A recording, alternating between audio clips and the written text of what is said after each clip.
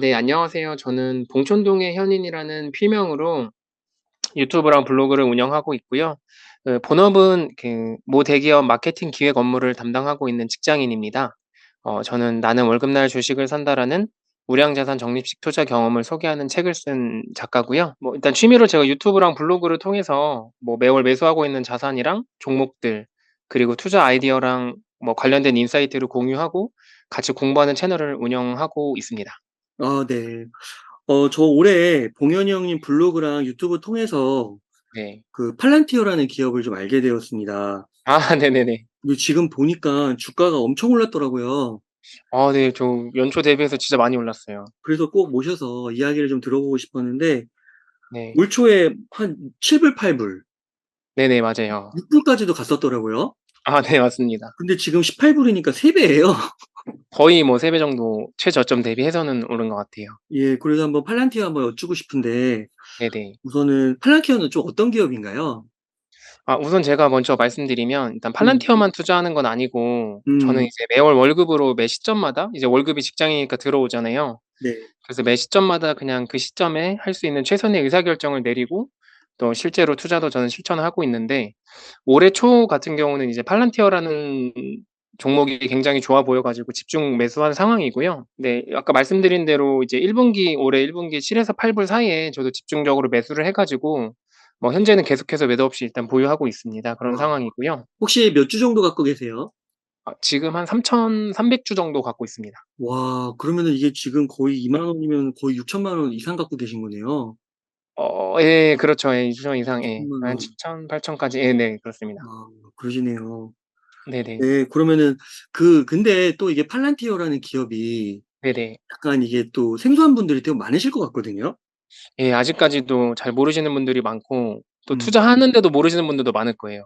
네. 그래서 어떤 회사인지 좀 궁금해서 네네. 설명 좀 부탁드릴게요. 네. 그러면 오늘은 간단하게 좀 팔란티어 얘기를 좀 집중적으로 해 볼게요. 네. 우선 제가 사진을 쪼끔 준비했는데 여기 같이 보시면 이제 팔란티어는 데이터 분석 소프트웨어랑 그리고 그 컨설팅 서비스를 제공하는 회사인데요. 보시면 사진 왼쪽에 이제 페이팔의 공동 창업자이자 2대 CEO였던 이제 피터 틸이라는 사람이 창업을 한 음. 회사입니다. 이제 네. 아마 국내에서는 웅달님도 아실 것 같은데 제로 투 원이라는 책의 저자로도 좀 유명했고요. 맞아요. 이 책의 메시지가 이제 "경쟁하지 말고 독점하라."는 그런 메시지로 뭔가 작지만 아직 아무도 시작하지 않은 사업을 개척하면서 시장을 확고하게 장악하는 회사가 살아남은 남을 가능성이 크다, 그런 철학을 전달하는 책이고, 이 페이팔이라는 게 예전에 보시면 아시겠지만 온라인 송금이나 결제를 지원하는 회사인데, 그 회사에 할 때 이제 당시에 돈 세탁이나 뭔가 이상거래 같은 것들이 있잖아요. 이제 네. 그러다 보니까 그런 회사를 잡기 위해서 알고리즘을 개발하고 또 그런 걸 분석하는 팀에서부터 이제 사업 아이디어가 시작이 됐고요. 결정적으로 2001 년도에 이제 9.11 테러가 있었는데, 그때 이제 피터 틸 자서전 보면은 전 세계의 평화와 번영을 위해, 그리고 이제 미국이라는 국가에 기여하기 위해서 진지하게 고민을 했다, 이런 내용이 나오고요. 그래서 그런 철학을 가지고 이제 창업을 한 회사고요. 이 팔란티어라는 그 단어 있잖아요. 팔란티어가 이제 사진에 보는 것처럼 반지의 제왕에 나오는 마법 구슬을 말하는데, 음. 이게 이제 시간과 공간을 초월해서 미래를 내다볼 수 있는 이 기술을 이제 구현하겠다 는 그런 어떤 의지와 철학이 이 팔란티어라는 사명에 담겨 있다, 이렇게 보시면 될 것 같습니다.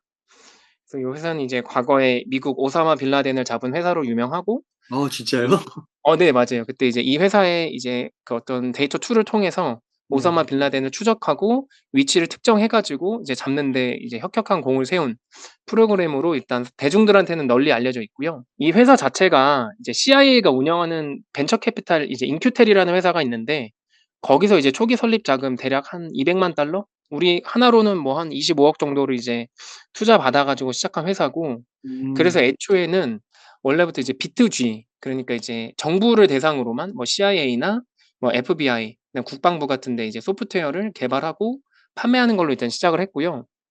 이게 사람들이 최근에 와서야 사실 쪼끔 이제 많이 알려졌는데, 실제 창업은 2003 년도에 창업했지만 이게 어. 상장이 2020 년도, 한창 그 코로나로 유동성이 많이 공급될 시절에 이제 상장을 하면서 뭔가 좀 약간의 이 기업의 어떤 진짜 비즈니스 모델이나 가치보다는 약간 밈 주식처럼 돼 가지고 이제 엄청 급등을 했다가 이제 다시 이제 금리 인상이 시작되면서 올해 초 최하 이제 6 불까지 떨어졌던 상황이고요. 저 같은 경우는 이제 실제 이제 매출이랑 고객 수나 이런 것들이 계속 실적이 우상향하는 부분을 체크해 가지고 작년 4 분기부터 실적이 턴어라운드 됐었고 올해 초 이렇게 집중적으로 쪼끔 주목하고 매수했던 상황입니다. 아 그러셨군요. 네. 우선 좀 궁금한 게 네네. 6 불, 7 불, 8불 이렇게까지 떨어졌을 때요. 네네. 그때 이 정도면은 '많이 떨어졌다.' 그렇게 더 떨어질 수도 있는 거잖아요 사실. 더 떨어질 수도 있고 없어질 수도 있었죠. 네. 근데 그때 그렇게 확신이 혹시 드신 이유가 있으세요? 집중 아 매수? 우선 기본적으로 이 회사의 매출이나 영업이익이 계속 개선되는 게 아예 수치상으로 분기 단위로 보였기 때문에 아. 우선은 이 회사가 뭐 상장 폐지된다거나 그럴 가능성은 아예 제로라고 생각을 했었고요. 뭐 음. 물론 이제 주식 가격이라는 게 사실 꼭 실적에 부합하는 건 아니기 때문에 제가 뭐 다 1년 안에 이만큼 오를 걸 생각하고 사실 매수했었던 건 아니고 뭐 적어도 5년 정도 트렌드를 봤을 때 이 회사가 주목받을 수 있을 것 같고 추가로 그런 이 빅데이터 분석하는 이 소프트웨어 이 회사 안에서도 그 산업 안에서도 여기가 뭐 독보적인 어떤 경쟁력이 있다라는 판단이 들어 가지고 좋은 회사라는 판단이 들어 가지고 사실은 그렇게 매수할 수 있었던 것 같습니다. 네.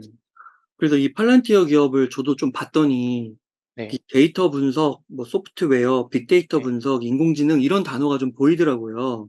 네네. 맞아요. 근데 또 이런 단어가 약간 네.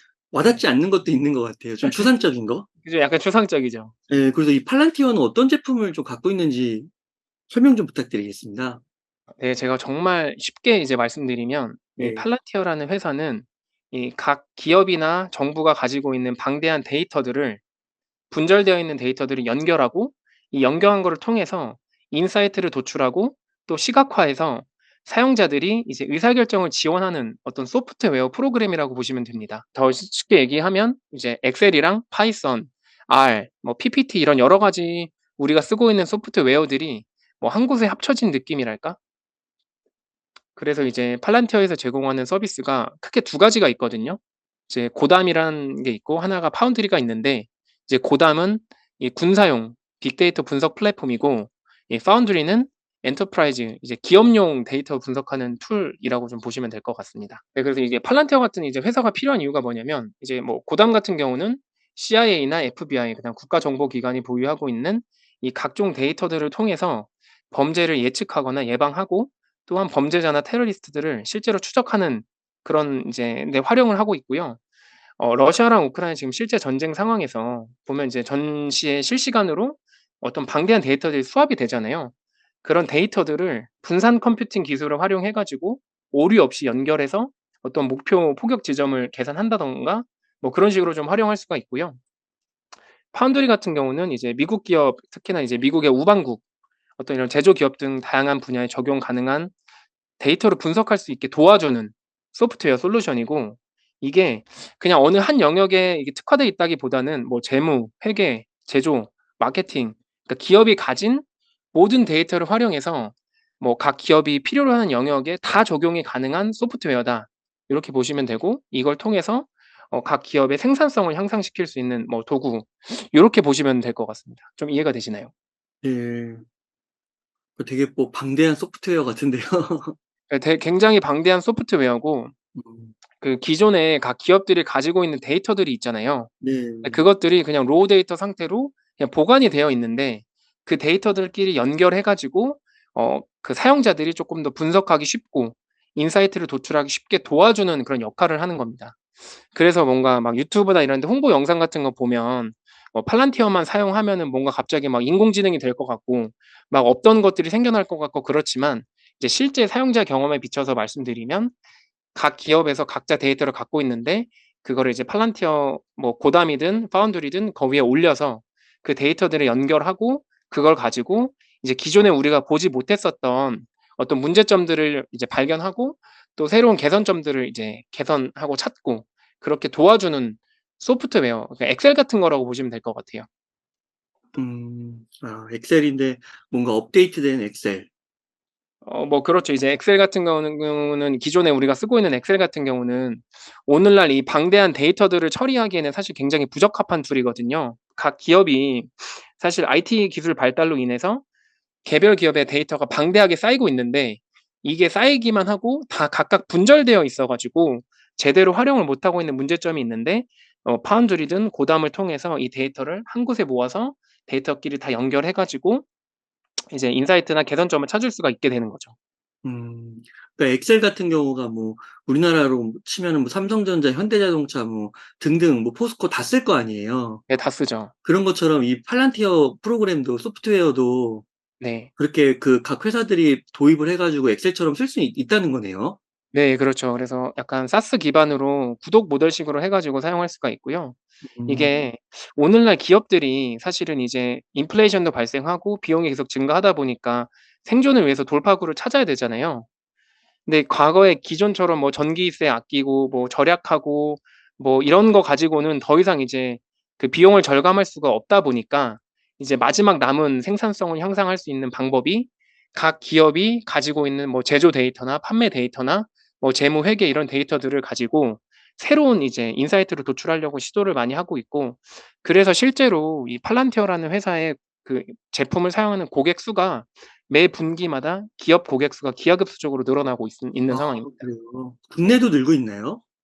뭐 지금 명확하게 사실은 이제 뭐 "어떤 회사가 도입하고 있다." 이렇게 뭐 오피셜하게 나온 거는 많이 없지만 작년에 HD 현대랑 같이 팔란티어가 한국에 합작 법인을 세웠어요. 그래서 어. 아마 국내 HD가 뭐 한 20% 지분, 뭐 팔란티어가 한 70-80% 지분 가지고 세워 가지고 실제로 공격적으로 영업을 하는 걸로 알고 있고, 우리나라에서는 2019 년도에 두산 인프라 코어가 아마 최초로 이 팔란티어 파운드리를 이제 적용해 가지고 실제 업무에서 활용하고 있는 걸로 알고 있고, 유튜브나 이런 데 찾아보면 이제 우수 사례로 계속 나오고 있고, 현대 쪽에서 이제 아무래도 합작법인 투자한 만큼 그쪽 계열사 위주로 지금 최근 활발하게 조금 프로그램 가지고 테스트하고 있는 걸로 알고 있습니다.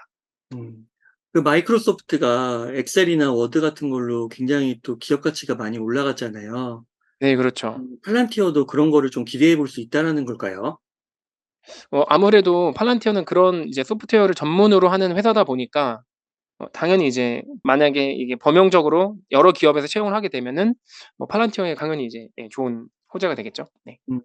그래서 엑셀 같은 거라서 그냥 음. 이제 고객이, 그러니까 뭔가 막 대신해 주는 건 아니고 엑셀 같은 거 설치해 가지고 이제 어떻게 쓰는지 이제 각 기업이 알아서 해야 되는 거잖아요, 데이터를 그렇죠, 가지고. 그렇죠. 그런 개념이라고 보시면 돼요.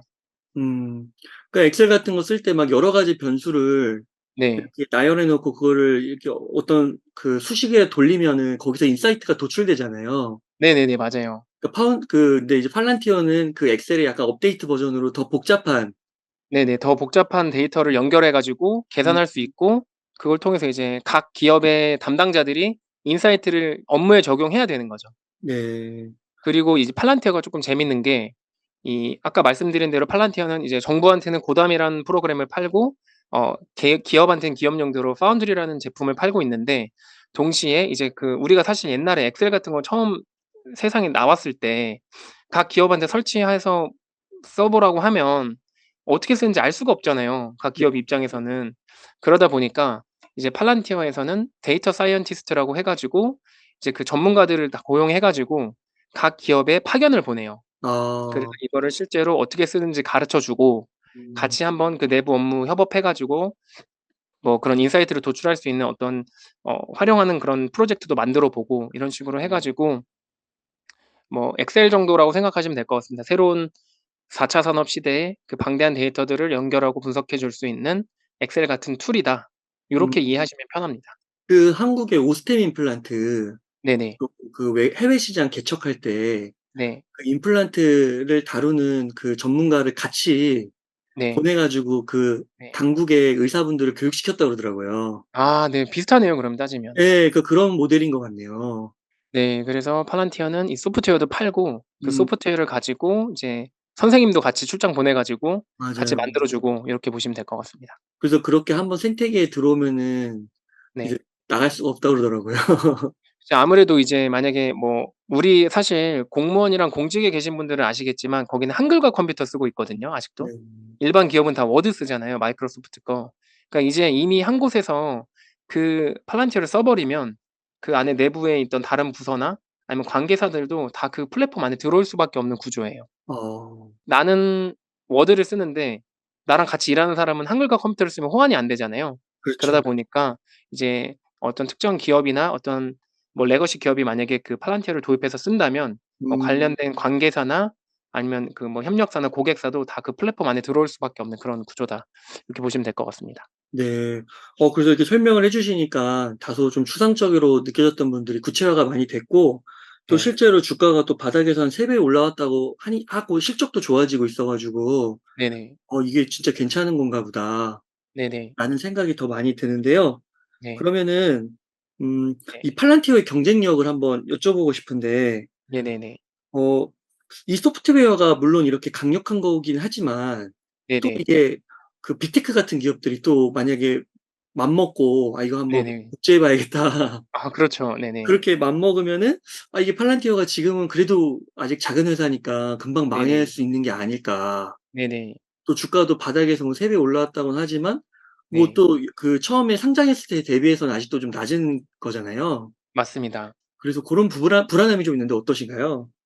일단 말씀하신 것처럼 팔란티어처럼 이렇게 뭐 방대한 데이터를 연결하고 일단 분산 컴퓨팅 기술을 접목시켜 가지고 데이터를 분석하는 툴 뭐 이런 소프트웨어는 자본력만 갖춰진다면 당연히 만들 수 있거든요.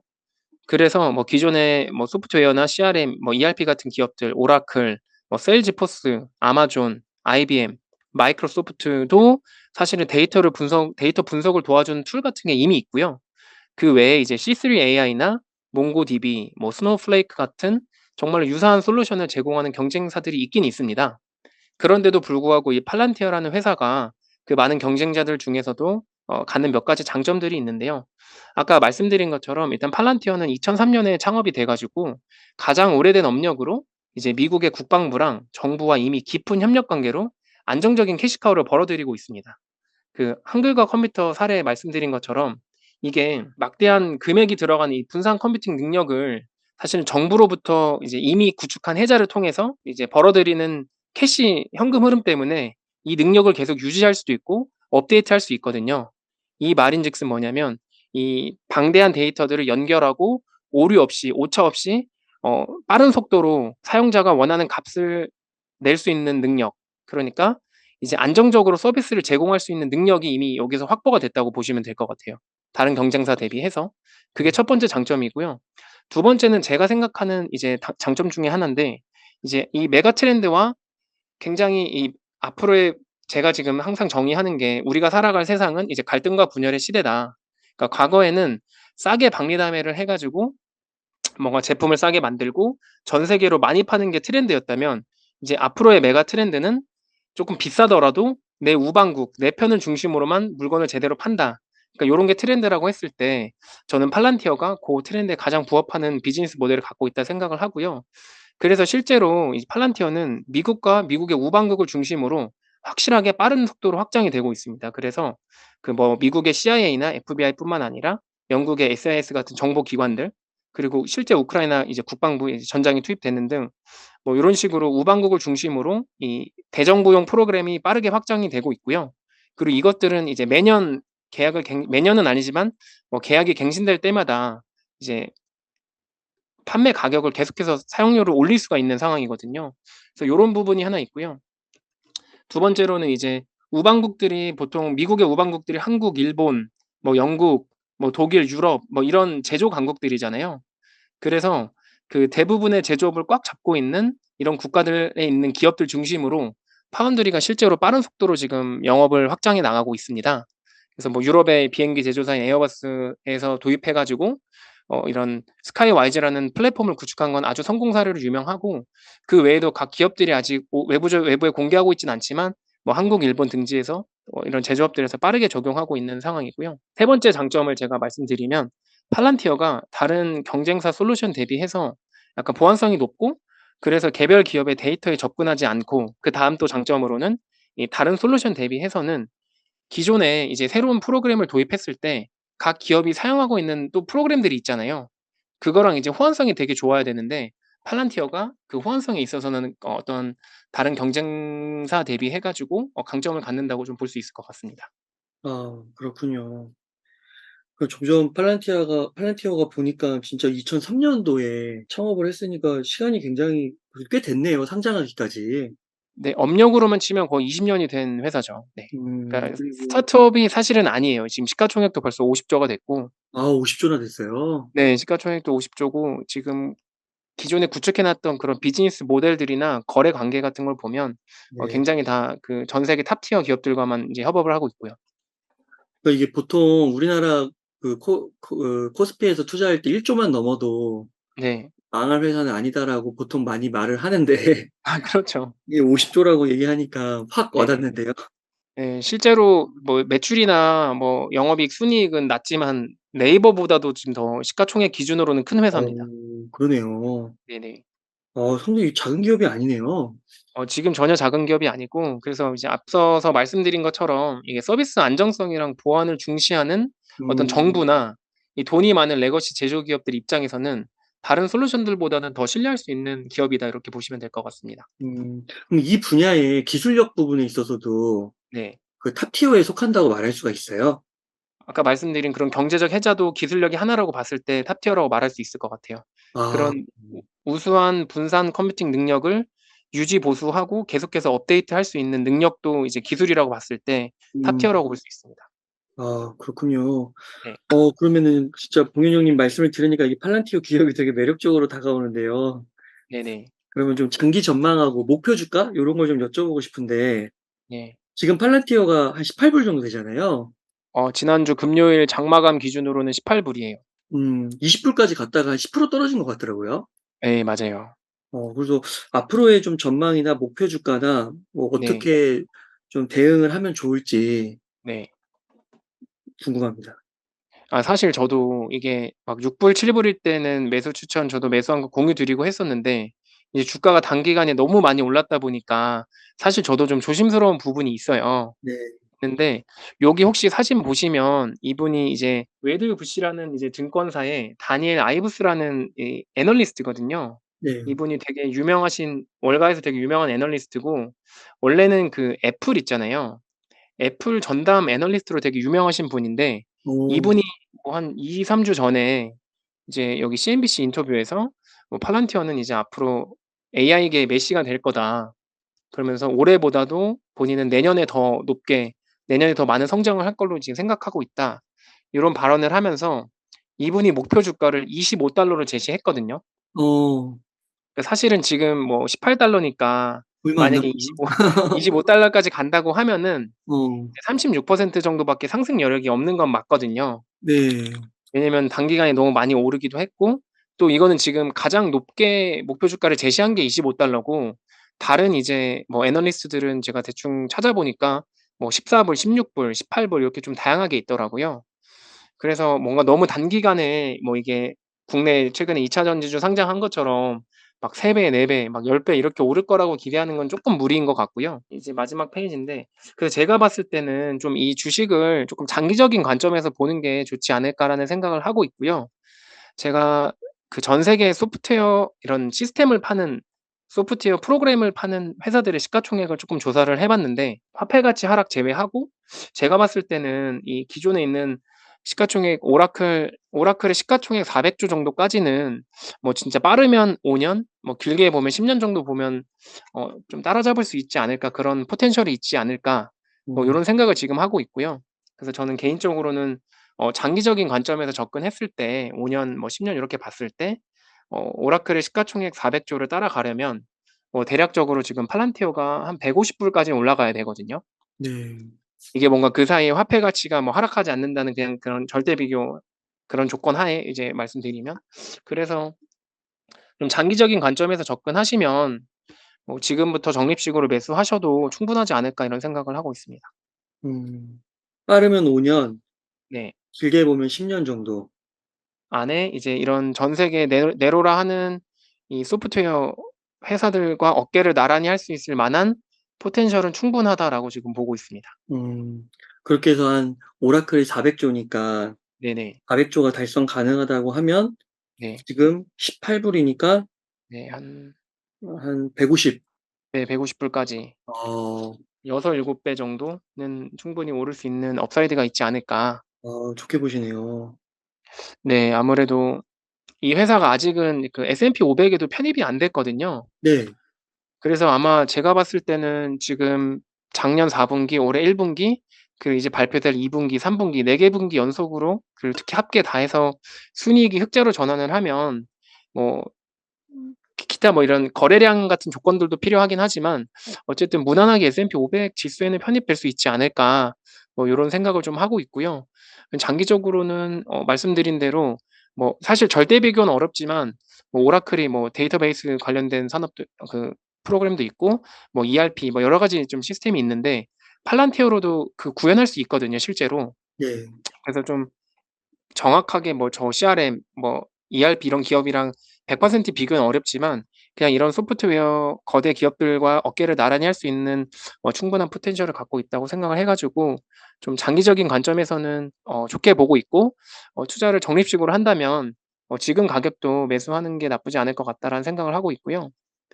이제 팔란티어가 이제 2분기 실적이 다음 주 월요일 장 마감 후, 그러니까 네. 한국 시간 기준으로는 화요일 아침 한 5시, 6시 정도가 될 텐데 그때 실적 발표가 있을 텐데 뭐 그때 뭐 쪼끔 저는 좋게 나올 거라고 생각은 하고 있지만 뭐 실적이라는 게 사실 내부자가 아닌 이상 정확히 알 수 없잖아요. 그래서 만약에 그때 쪼끔 떨어진다고 하더라도 좀 길게 보시고 적립식으로 매수를 하시면 제가 봤을 때는 보시면 올해만 해도 사실 S&P 500이 올해 17% 오를 때 팔란티어가 거의 10배 올랐거든요. 와. 그러니까 이런 식으로 좀 웬만한 지수 추종 ETF보다는 이 개별 종목 하나가 좀 더 많이 오를 수 있지 않을까라는 생각하고 있습니다. 네. 와, 그렇군요. 팔런티어에 대해서 너무 이렇게 인사이트 네. 있는 말씀, 핵심적인 부분들을 잘 전달해 주신 것 같습니다. 아 네. 뭐 쪼끔 예 뭐 좀 도움이 됐으면 좋겠네요. 네. 네 진짜 그래서 하시는. 진짜 그 다음 주 월요일에 그 실적 발표 네. 후에 네. 주가 조정이 좀 있으면 오히려 그걸 좀 기회로 여겨서 네. 적립식 투자 개념으로 좀 길게 보고 투자를 하는 거 네. 한번 고려해 볼 만한 하지 않을까 싶습니다. 네. 그 말씀드린 대로 어쨌든 너무 단기적인 관점보다는 장기적으로 뭐 이 정도의 포텐셜을 가진 기업일 수 있다고 좀 한번 공부를 해 보시고 네 그다음에 한번 의사결정하시면 네 좀 지수 투자하는 것보다는 좋지 않을까. 그리고 확실하게 지금 현재 비즈니스 모델이나 이런 걸 봤을 때는 상장 폐지나 이런 리스크는 저는 없다라고 생각하거든요. 그리고 그 인공지능이라는 게 사실 이게 개별 산업이 아니고 여러 산업에 걸쳐서 전반적으로 영향을 끼칠 수 있기 때문에 뭐 명확하게 이 산업이 연간 몇 퍼센트 성장한다 이런 뭐 구체적인 수치는 제시하기가 어렵지만 뭐 맥킨지도 그렇고 맥킨지 뭐 연구소도 그렇고 전반적으로 보면 이제 앞으로 이제 이 데이터들을 활용하려는 수요들이 늘어나고, 그래서 뭐 인공지능 시장 자체가 뭐 연에 최소 뭐 한 30% 에서 뭐 40% 가까이 매년 꾸준히 성장할 수 있다라고 이제 많은 전문가들이 전망을 하고 있는데 그 수혜를 온전히 받을 수 있는 기업이라고 저는 생각하고 있습니다. 아, 그러시군요. 네네. 그래서 한번 고려해 보시면 좋을 것 같습니다. 네. 그 공윤 형님께서 오늘 한 3,000주 갖고 계시다고 하시잖아요. 네. 3천 주 좀 넘게. 네네. 네. 그러면은 그게 그냥 쉽게 그냥 계산하기 쉽게 한 2만 원 계산하면은 지금 6 네. 천만 원인데 네네. 여기서 만약에 최소한 270 조라고 하면은 270 조라고 계산해도 한 5 배는 오르겠죠? 네. 그러면은 3억 이네요. 네. 그렇네요. 사실 뭐 또 뭐 5 년 10년 놓고 봤을 때 근데 아까 말씀드린 것처럼 이게 화폐 가치가 떨어지지 않는다는 가정하에 그 금액이고 장기적으로 유동성이 더 늘어나고 또 금리가 낮아지고 하면 그때는 이거보다는 더 높은 액수 기준으로는 더 높은 평가를 받을 수 있지 않을까라는 생각하고 있습니다. 와. 이거 되게 이거 뭐 한 기 좋은 기업 하나로 어떻게 보면 진짜 뭐 인생이 끝날 수도 있는 노후가 끝날 수도 있는 그런 상황인 것 같은데요. 뭐 이게 뭐 사실 이 기업에만 몰빵하라는 뜻은 절대 아니고 뭐 아시겠지만 저는 다양한 종목에 투자를 하고 네. 가급적이면 쌀 때 사는 투자를 하고 있기 때문에 네. 지금은 쪼끔 어쨌든 저는 제가 매수한 가격보다 많이 올라 있으니까 이렇게 말씀드릴 수 있는 거긴 한데 네. 좀 장기적인 관점으로 보셔야 될 것 같고 절대 한 종목 몰빵은 그래도 쪼끔 안 하시는 게 좋을 것 같고, 이제 뭘 상장 폐지 리스크가 없는 종목 중에서 그래도 이 정도 업사이드를 가지고 있는 어 개별 종목이 그렇게 많지는 않다 생각하거든요. 그래서 어. 그런 여러 가지 좋은 투자 옵션 중에 하나 정도로 봐 주시면 좋을 것 같습니다. 네. 감사합니다. 네. 고객님, 그러면 끝으로 이 네네. 시청자님들께 하시고 싶으신 말씀이나 강조하고 싶으신 말씀 있다면 부탁드릴게요. 일단 끝으로 하고 싶은 말, 사실 아까 앞에서 거의 다 드리긴 했는데, 네. 뭐 말씀드린 것처럼 이 개별 종목 투자할 때는 어쨌든 그 변동성이라는 리스크를 항상 염두에 두셔야 되고, 대신에 이제 앞으로 그 우리가 살아갈 4차 산업 시대에 새롭게 필요한 기술들이 뭐가 있는지를 좀 여러분들도 공부해 보시고, 그 안에서 뭐 경제적이든 기술적이든 뭐 상업적이든 혜자가 있는 기업들을 잘 찾아보시면 아직도 저는 이제 매수할 만한 종목들이 많이 남아 있다라고 생각을 하거든요.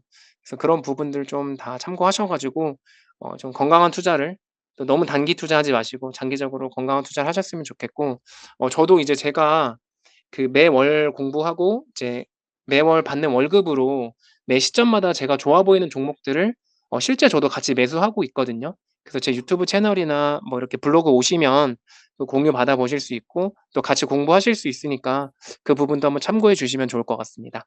네. 블로그와 유튜브 주소 댓글에 남기도록 하겠습니다. 감사합니다. 예, 봉현이 형님 그러면 오늘 감사드리고 인터뷰 이 정도에서 마무리하도록 하겠습니다. 네, 감사합니다. 예, 고생 많으셨습니다. 네, 다음에 또 뵙겠습니다.